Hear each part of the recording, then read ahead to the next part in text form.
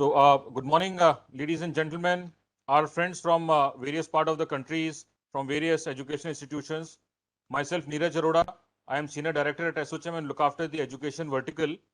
I would like to welcome you all on behalf of SOCHM and Presidency University for this another wonderful webinar. So friends, our today's webinar is on preparing the next generation for a future-proof career. And for the discussion, we have galaxy of speakers, starting with Shri Subbarao ji. Shri Subbarao ji is the IAS retired, Principal Economic Advisor, Ministry of Rural Development and Senior Advisor, Ministry of Education, Government of India. Welcome, Subbarao ji. We have Dr. S.S. Mantha, Chancellor, KL University and former Chairman AICT. Welcome, Dr. S.S. Mantha. We have Dr. Sunil Mehru ji, Joint Director, Software Consortium of Educational Communication. Welcome, Dr. Sunil Mehru ji. Thank you. We have Professor Rajan Saxena ji, former Vice Chancellor, NMIMS University. Welcome, Professor Saxena. Then we have Dr. R.C. Sharma ji, Associate Professor, School of Global Affairs, Dr. B.R. Ambedkar University. Welcome, Dr. Saxena, Dr. Sharma, sorry. We have Mr. Supriyo Guharoy ji, Director, Presidency University, Bangalore. Welcome, Supriyo ji. And then we have Dr. Kunal Saxena ji with us. Kunal Saxena ji is the Associate Director, Marketing, Presidency University, Bangalore. And Dr. Kunal is the moderator for the day. So I would like to give a brief introduction of Dr. Kunal Saxena ji. He is a digital marketing expert and data specialist and strategic marketing leader with 14 years of rich experience in technology, IMFL, and the educational domain. He is currently involved in the project related to the GPS, maps, and is also contributing in the field of education. He's a data specialist, which involves extensive use of artificial intelligence, machine learning, sentimental analysis, for which he has presented various papers in various prestigious institutions, including Harvard, Stanford, and all IIMs. In his last assignment, he was involved in project in IBM Gurgaon and was leading the team of network analysts and has achieved a great milestone for Bell Technologies in Canada. And prior to this, he dropped out of MBBS. Dr. Kunal is a global trotter and visited almost 72 countries, as and when his work and projects had demanded. He has a great command over almost 34 languages and as a prominent speaker at IIM Ahmedabad, ISB Hyderabad, Valinkar Alliance, Narsi Monji, Institute of Technology, Harvard, and the list goes on, where he had been given thoughts on the recent trends in various generations of marketing and business management. He trains professionals on digital marketing, integrated marketing communications, supply chain, retail, international marketing, etc. So, Dr. Kunal ji, over to you. Thank you, Mr. Neeraj. Thank you very much. So nice of you for giving my introduction. Good morning, namaste, sat sri akal to everybody from all the parts of the country and the world who are here to witness this panel discussion. One word I would really agree with you, Mr. Neeraj, what you said just now, galaxy of speakers. When I saw the profile first, actually the term galaxy sounds very apt for this particular event today. I welcome you all once again on the behalf of ASSOCHAM and Presidency University. I welcome all the respected panelists from different walks of life. Welcome again, sir. The topic, dear audience, today we are talking about preparing the next gen for a future-proof career. Now, if you see, the topic itself is a question. Are we really preparing them? Are they getting prepared? Or there is something which is required extra in terms of hand pulling in today's scenario, especially keeping pandemic in mind, for having a future-proof career. Now, this future-proof word itself is having so many things related to it in terms of the research aspect of it. And that is why we have the galaxy of speakers here. I'll just set the context for you people to understand why we all of us are here right now today on this podium. See, when we talk about career, when we talk about making it proof, leave future, past, and present, leave all the tenses of life, which makes us tense again. We talk about how do we remain competent, right? Now, the different ways what people speak today, all the learned speakers all across the world, including Peter Drucker, Warren Buffett, the people who are talking about ASSOCHAM, Elon Musk and all, what they speak about, they say, if you want to have a future-proof career, you should remain tech savvy. That again is a question to ourselves. Are we ready for that? Next, we should develop the skills which we can carry with us in all walks of life and has to change as in when the environment and the scenario changes. Can be any point of time. Next, build a professional network. Now, this is a very important statement. Build a professional network because today your network is your net worth. I think this is a very profound statement what people talk about. Your network is your net worth. Looking at all these, now let's talk about as we have entered the third decade of the 21st century, where it is becoming increasingly clear that today artificial intelligence, Internet of Things, augmented reality, virtual reality are running our daily lives. Starting from Hey Alexa to Okay Google, and even Hey MG, can I see the sky? Opening the sunroof in your car. Today everything is voice and vocal based, but it all involves humongous involvement of technology and investment. Now, are we ready for that? So, keeping this as an imperative for the future work for life and making the workforce also built for it, today we have great panel members over here who are going to speak one after the other. So, can we change the slide, please?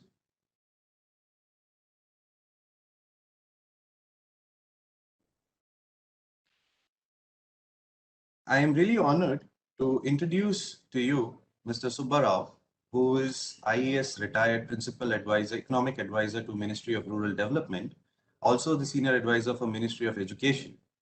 Mr. Subbarao is a retired IAS officer of the 1985 batch.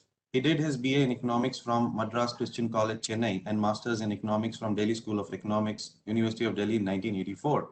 In his career of 35 plus years in the IAS, he discharged duties across a diverse set of ministries and departments of Government of India, like petroleum and natural gas, financial services, rural development, higher education, planning commission, MSME, labor and employment, Ministry of Commerce, Government of Andhra Pradesh, etc.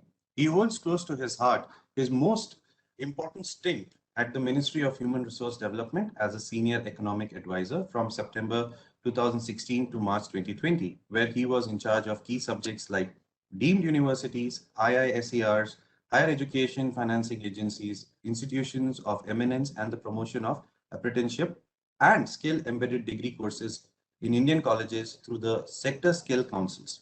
He has pioneered the exercise where as many as 200 colleges in the country are going to offer skill embedded degree courses in niche areas of industry demand, highly demanded skills in ensuring academic career. Sir, we welcome you to this panel discussion. So you can unmute yourself. Yeah, I've unmuted. Thank you so much. I see that I have 8 minutes to speak. Today is Wednesday, the day of Lord Vishnu, and 8 is the Ashtakshari. Om Namo Narayanaya. So the portents are good. So here we go. So, gentlemen, very good morning to you. And the topic itself today, future-proofing education, is it could not have been more topical at the moment. The juncture that we are sitting at, nobody would have imagined the kind of precarious conditions that have enveloped the world across all spaces, be it industry, be it service sector, be it growth. And then from that, you derive those implications into the education system. So first of all, when growth, industry, and service sectors themselves were not anticipating or being prepared for such cataclysmic changes which have come about. So education system will only respond to whatever is happening in these sectors being sought after here. Sir. I really agree with what you have said. It is really well knit from your side. I truly appreciate and the way you have put in the words like observation, pedagogy, skills, and you gave a personal example of your own life of, I mean, I'll not use that word, but yeah, having some side effect with mathematics was really, taking us back to our school days.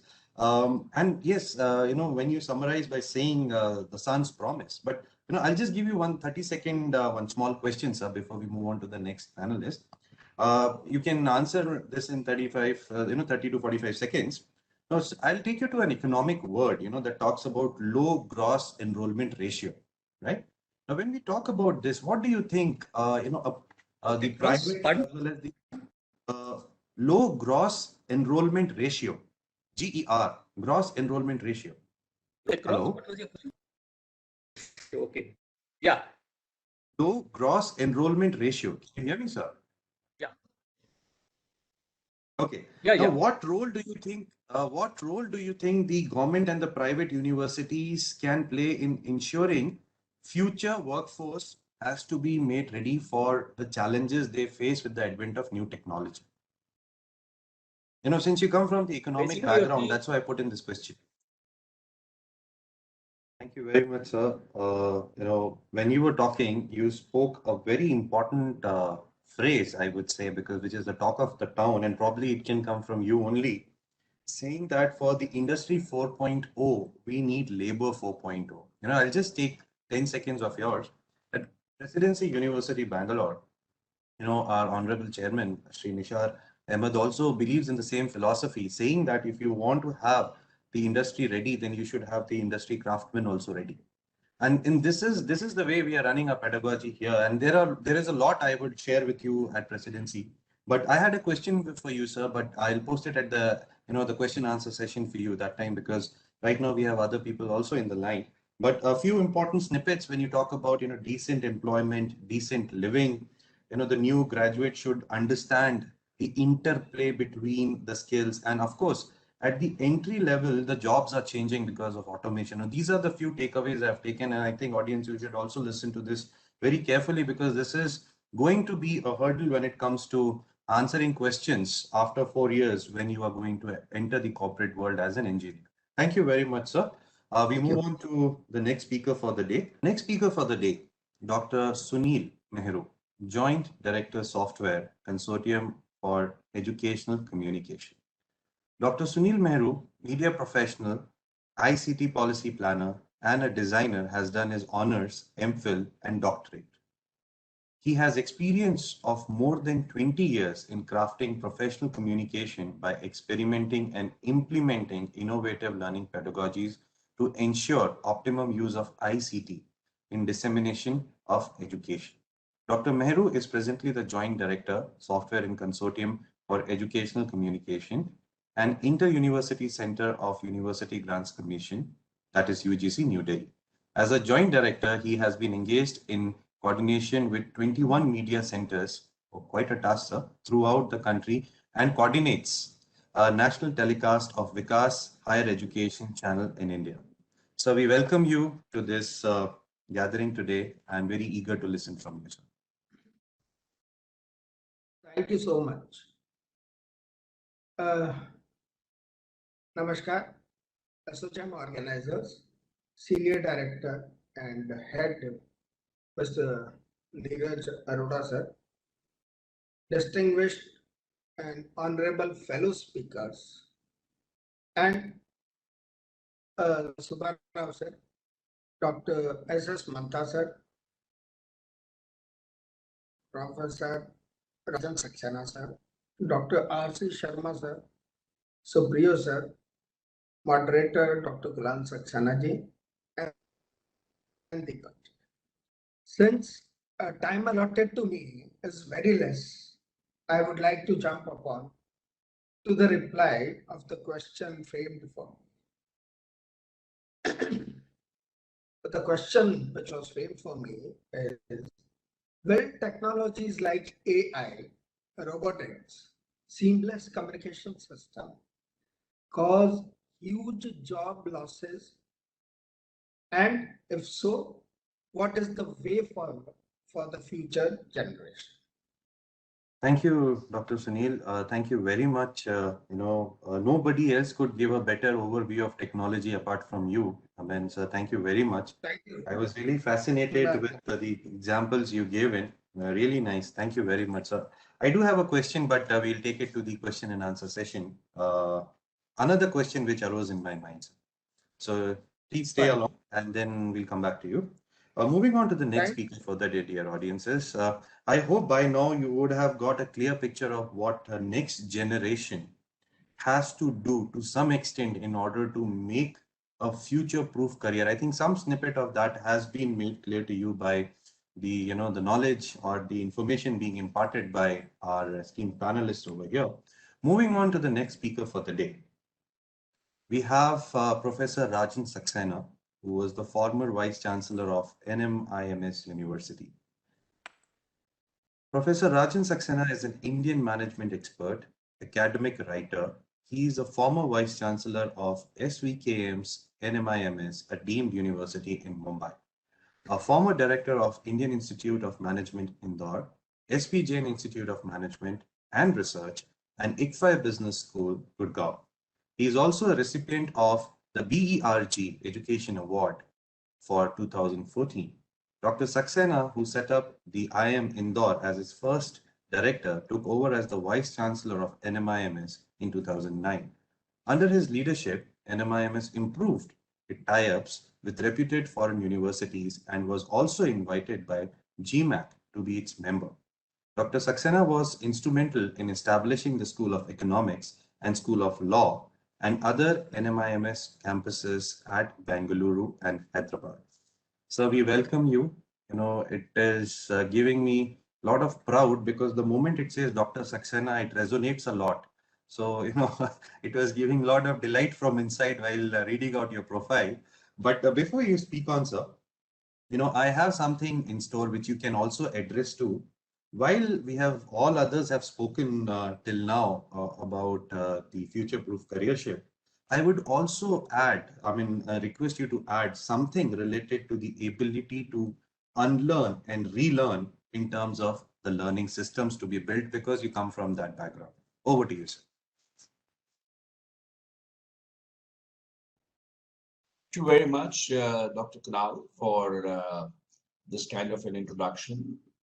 Well, it's been now since 2020 that I superannuated in the month of March, and I have been trying to help the institutions who are wanting to really grow or who are wanting to really improve their systems. It's a pleasure to be over here with you all. Thank you very much, Associate Chairman and Presidency University, for inviting me over. Thank you very much, sir. It was really indeed a wonderful speech on what I asked. It was even beyond what is answered. So thank you very much, sir, for that. Dear audience, we had to excuse Mr. Subba Rao. He has locked out of the event because he had a flight to catch. So, in his absence here, I would like to thank him for his presence. Going forward, sir, what you said, Professor Rajan, you have, brought out so many things related to what the new world requires, what is the new understanding, the new ecosystem, what best can be done, bringing technology in the center seat, technology being a part of a child's, birth right now. It's just through technology also birth is happening today. Change management, long life learning, people skills, the list goes on. It was wonderful. So thank you very much. And that is what we at Presidency do. At Presidency University, being a 40-year-old legacy, 40-plus-year-old legacy in the city of Bangalore, whatever is being emphasized here is no new science to us because we try to bring in each of these things in every single candidate of ours who tries to enroll. It's just, information to the world, which I am saying that this is what Presidency's actual foundation is laid upon. Moving upon to our next speaker for the day. Can we have the profile of the next speaker, please? We move on to the next speaker, Dr. R.C. Sharma, Associate Professor, School of Global Affairs, Dr. B.R. Ambedkar University, Delhi. Dr. R.C. Sharma is an Associate Professor, as I have mentioned. He is an MSc, MAd, PhD in Educational Technology, MCA, having expertise in the field of e-learning, instructional design, open educational resource, open and distance learning, teacher education, educational technology, and education research. I think sir reads only education, nothing else. He was also working with many international universities like Wasasan Open University, Malaysia, visiting professorship. Then Brazil visiting professorship. He has got with University of Fiji. He has worked, University of Guana. He has worked South America, Indira Gandhi International Open University, IGNU, as we all know, as a regional director, he has put in his experience in and also as a lecturer for education at Chotu Ram College of Education, Haryana. Sir, we welcome you. And we also have, a question, before you start, okay, and just including it as a part of your speech. Though sir has spoken about so many things related to career spanning across various decades, but my question still remains the same. about learning and unlearning with you as well. So over to you. Thank you, Kunalji. And now I'm really apprehensive. What should I say after all these wonderful presentations by the experts before me? So really means I was so keenly listening to all these wonderful thoughts which have been shared by the speakers before me. Let me just think. Everybody knows him, Albert Einstein. There is one very famous story, and I think maybe intentionally or unintentionally, Deepakji and you have made my session after Rajan sir when he was talking about the skills and the questions and are we ready to change or those things wonderfully. I think my presentation fits very well here. Thank you, Dr. Sharma. Thank you very much. You have given us a 360-degree approach of everything, starting from the bridge where the bridge is there, but the course changed. That was really shocking. And that is how it is. You're actually very right, sir. By the time we come up with foolproof preparation for anything, the course changes and then you start rebuilding, and again the course changes, again you start rebuilding. And that is one of the philosophies at university, and probably the next speaker is going to throw a lot of light on this, because he, being a very able leader for the team, is going to say how the course changes in this domain, especially the area where we work upon. But sir, the kind of focus you brought upon the VUCA world, data, learning analytics, the competency, mobile technology, students not engaging with the course, the kind of statistics you brought in, fascinating. Thank you very much. So dear audiences, now we are going to move to the next speaker, and probably not the last, I should say, but yeah, as per our list, we are going to now hear from Mr. Supriyo Guha Roy, Director, Presidency University. Mr. Supriyo is a chemical engineer from Jadavpur University, Calcutta, and an alumnus of IIM Bangalore. He started his career with ICI Limited with their research and development wing, and after a brief stint, moved on to ONGC, where he was awarded for successfully testing and completing very high pressure gas wells in Krishna Godavari Basin, first of their kind in India at that particular point of time. Post completion of his management education from IIM Bangalore, he joined Wipro and then moved on to Aditya Birla Group and handled various positions in project appraisal, market research, global business development functions. And after a decade-long stint with Aditya Birla Group, he joined Forbes and Company, a Shapurji Pallonji Group company, where he headed a special business of energy efficiency and hybrid power generation using biomass and solar energy.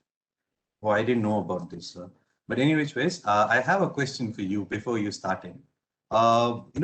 All the learned speakers till now have spoken a lot about future-proof career, but I would like to give you a tough question here.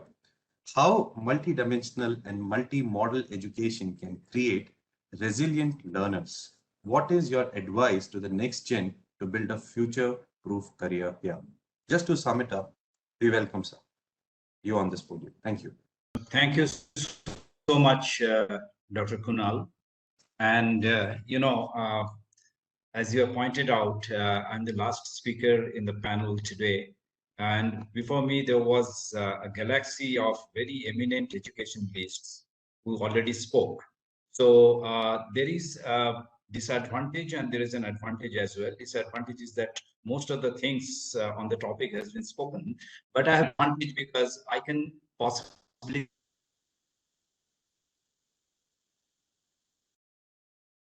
preparing the next gen for a future-proof career. I was trying to pose myself as a protagonist in the whole drama. I'm trying to act like more of a learner, a student. So what I'm going to do in the next couple of minutes is basically present the whole topic as a problem statement. What's happening around the world and what the challenge is.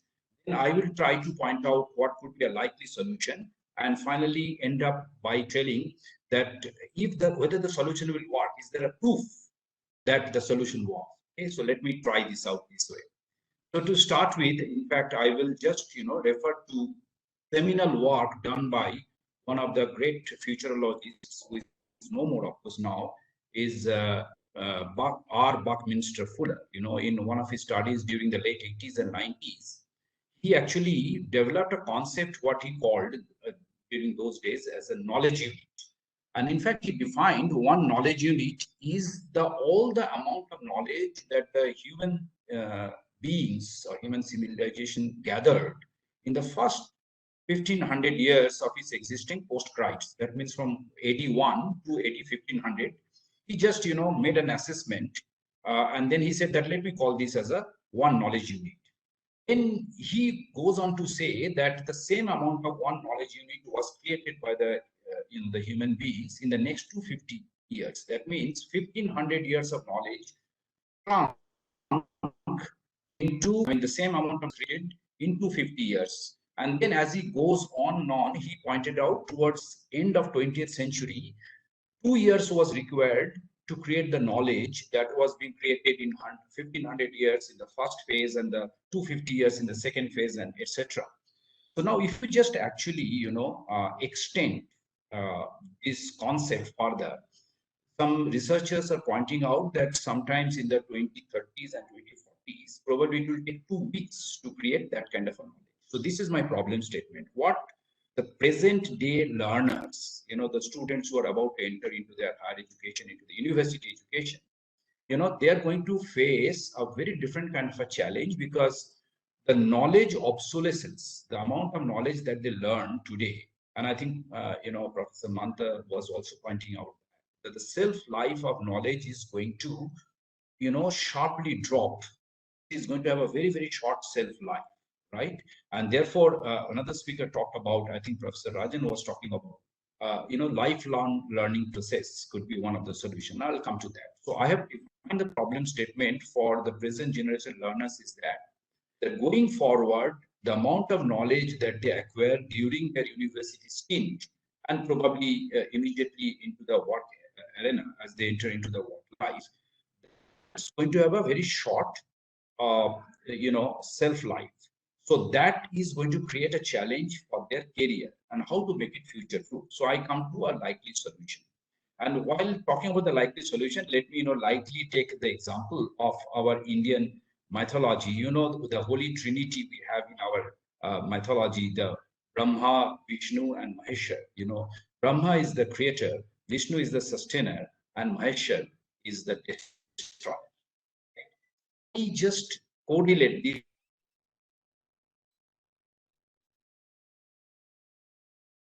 process of learn, apply, and then unlearn.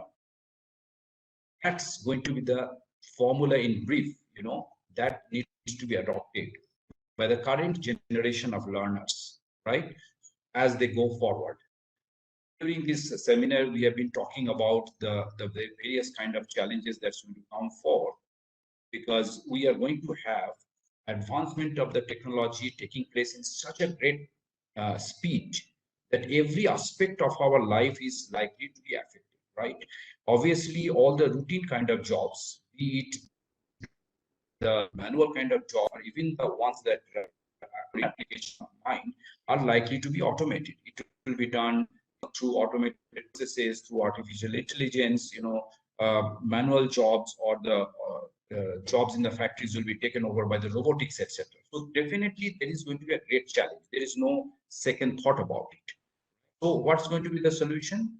The solution, as I've already pointed out, and my various other speakers before me have pointed out, is that the solution is basically to create for oneself a process where they are constantly able to unlearn and relearn, discover oneself. That's the process that one has to attempt. It may appear a little theoretical as I'm speaking.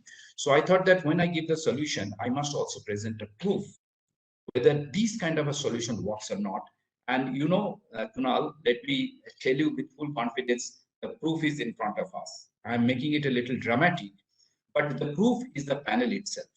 I can tell with a high degree of assurance that all the speakers who are here in this panel, during their school lives, they have not even seen a computer.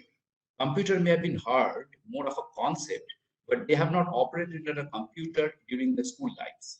Probably the luckier ones had worked on a computer when they entered into their higher education.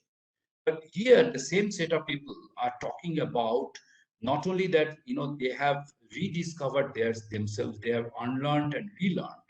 So today they are at the cutting edge of technology and able to advise the today's generation of learners, the Gen Z and beyond, today's generation of learners as to what to be done. They are able to basically, project into the future. And this ability of this set of, education itself is a proof that if you undertake this journey of constantly learn and upgrade yourself, right? Keep pace with as to what's happening and not be stuck. My previous speaker, Dr. Sarma, was pointing out about the issue of change. So one has to understand this concept of change management. One has to keep the eyes and ears open constantly. The students, the learners of today must keep their eyes and ears open, right? Be, constantly participating in discussion forums like this, right? And not be stuck with what the textbook prescribes as a curriculum, right? The curriculum, of course, has to undergo changes. We have to, the first speaker, Mr. Subbarao, pointed out that we need to basically bring in a lot of internships, and the internships does not mean what we today define in an university education, that, sending them to, very well-known companies. No, the internship can happen with a small MSME enterprise, next door. Probably they are manufacturing a very small equipment, or they are even into the service sector, right? People can go into the microcredit segment, understand what are the issues of the self-help groups which operate in our rural segment, and empower, the disadvantaged people. This could be an internship. People can go and work with the farmers. People can go and work with, small, people who are operating at the grassroots level. So these kind of internships are going to give excellent exposure to the students of today, right? And give them the trigger, give them the right kind of pathway so that they become lifelong learners. You see that I have notation, of course, but in the interest of the time, I just modified it, right? But then I will still touch upon the point that you made, that what should be the multidimensional and multimodal learning. The multidimensional learning has already been talked about. Going forward, the so-called silos or the barriers between science, fundamental science subjects like physics, chemistry, mathematics, etc., and the social sciences, where it is economics, psychology, etc., exist, and then the liberal arts and the creative domains, these barriers are going to get gradually erased. So people are going to undertake a journey. In fact, my advice is that the students must undertake a journey into what we call as a T-shaped learning, right? They will have a very horizontal exposure with a in-depth exposure into one particular domain that they want to focus on. So this T-shaped learning is going to give the necessary wherewithal, the weapon, to remain relevant in the future world, and that is how they can become future-proof.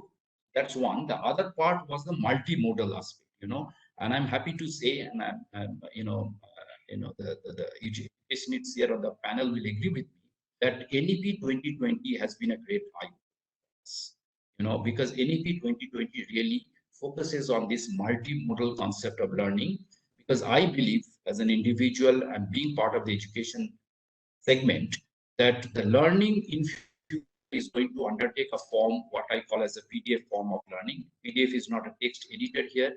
The PDF stands for personalized, distributed, and flexible. That's what I call as a multimodal learning. So the going forward, what I want to learn is a personal job. Not I have to take whatever, my degree program or my postgraduate program is going to offer. I can create my own curriculum. I can create my own course from several buckets that is being presented to me. It's like a buffet. It's like a buffet lunch or buffet dinner. The spread is in front of me. I pick up exactly what I want to consume. That's personalized form of learning. Secondly, I do not want to be stuck in a classroom, right? I can learn on the go. So the technology will be able to offer me my learning on the go whether I'm traveling in a bus or on a train or sitting in my hostel room or I'm, back in my village, technology will bring the learning to my doorstep or on my laptop. Okay, so that's the distributed form of learning. That's what I want. And the third one is flexible because there are multiple exit points that has been offered into our NAP 2020. So learning will be flexibility that when I want to learn, I want to learn a certain part of my targeted learning for the first 1 year. Then I go out and I work in the industry, I work with, or maybe I become an entrepreneur, right? And after 2 years of applying my learning, I come back for my relearning exercise, right? And this flexibility will actually ensure that the cycle, it is like a regeneration. The cycle continues, right? So therefore, in a nutshell, I will conclude by saying that the real crux of the matter of building a future-proof career lies in this process, which has been actually triggered or kickstarted by our new NEP 2020. And the universities are collaborating, universities are working together, universities are innovating, and I'm sure that very soon we'll see a huge explosion in the learning domain, where the students will have a great choice to pick up what they want to learn and how they become, in terms of their learning process, how they become self-learners, they become lifelong learners and build a future. In a nutshell, this is what. Wonderful. Thank you so much. Wonderful, sir. Thank you very much. You have summed it up in terms of a multi-dimensional and a multimodal answer in terms of education domain. Thank you very much for your input, sir. So, dear audience, now we have come to the last leg of our panel discussion, and it's my humble request to each of the panelists, please switch on your cameras, and I'll be putting up a question as per what we have got from the audiences till now, and each panelist, I again request, my humble request, please take 45 seconds to a minute to answer that, looking at the paucity of time. Thank you very much. So the first question I'd like to pose, I won't pose it as a question now, the next one. I would like, Mr. Supriyo Guha Roy to take it up. So can we have you on the screen? Yes. Now, this is in regards to the, online evaluation system, since you come from the university background in terms of your present role, sir. The question posed here is, how to make the online evaluation system more foolproof so that the recruiters don't have any issue with the quality of the graduating batch. So in terms of, the online, offline scenarios of the graduating batch, how do you want, or what are your suggestions for making the system foolproof in that case?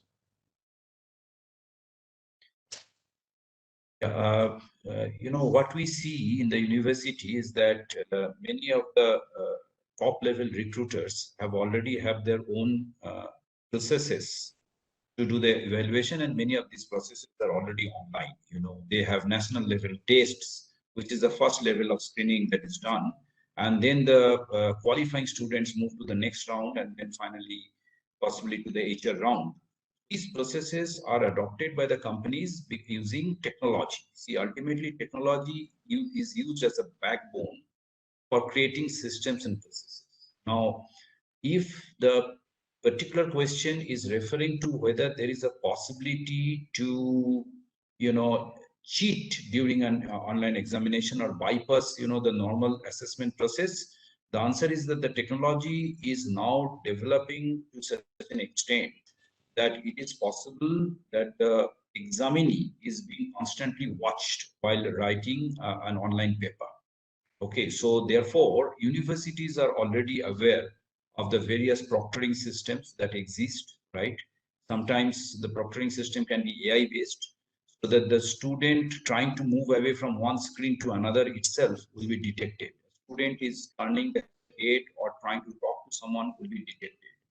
So the online proctoring system is robust enough today to ensure that any kind of bypassing the existing assessment process wouldn't be possible for a student who is writing an online examination. For the recruiting companies, as I already pointed out, they have a well-set system, or they can use the university's existing systems to ensure that the students are assessed properly. And then obviously any recruitment process, that ends up with a face-to-face interaction, right? So that's a point of view. The recruiter checks the students' attitude, orientation, the possibility of fitting into a culture, etc., which is typically the HR process. And definitely, even if it is done, on a what is called a video chat form using an online platform like we are using WebEx right now. We can use Zoom, or you can use Microsoft Teams, or for that matter, any other web chat form. It is possible for the interviewing person to even judge very effectively about the students, and overall disposition. So, in a nutshell, I don't see that online processes are a challenge as such, right? In order to ensure a very rational evaluation of the candidate. Right. Thank you very much for throwing some light on this aspect, sir. Now, dear participants, we have come to the fag end of our program today, and it was really indeed such a great honor, to listen from all the industry and academia stalwarts for the topic preparing the next gen for a future-proof career, where we heard from Mr. Subbarao, we heard from Mr. Supriya, we heard from Professor Rajan, Dr. S.S. Mantha, Dr. Ramesh Sharma, Dr. Sunil, all of them put together have given us, I think, enough of information which can help us, build a shield in terms of preparing ourselves for the future proofing. As of now, I would use the word future proofing only. So coming to the final leg, the word of thanks, I would like to thank each one of you, all the panelists here who have given their time to us today in terms of, disseminating this information and making this tough question somewhat easy for the educational fraternity people, the respected professors, the students who are listening to us, and all the participants from all across the world who have been witnessing this event. I would like to thank the organizers also, Team ASSOCHAM. I would, sincerely like to thank Mr. Deepak Chabra, Mr. Neeraj Arora, also one person behind the show, Mr. Rajkumar Chakravarti, who has been very much instrumental in terms of making us connect online today. We at Presidency University believe that you have to attain more knowledge to reach greater heights. And when you talk about all the new age programs getting ready for the 4.0 industry and having the manpower also for the 4.0 industry, we are proficient enough based in Bangalore. We talk about all the programs related to AI, data science, machine learning, DevOps, smart cities, robotics, game design, communication design, space design, all these programs being offered in Presidency as of now in order to make the future generation ready, not only in engineering, but also in the management programs as well. So taking leave from all of you, it's been quite a long time. We have been listening to all the people. Thank you very much, Team ASSOCHAM. Thank you, all the panelists present over here, respected dignitaries from different walks of life. Thank you very, very much for making this event a grand success at the end. This is your host, Dr. Kunal, taking leave for the day. Thank you very much.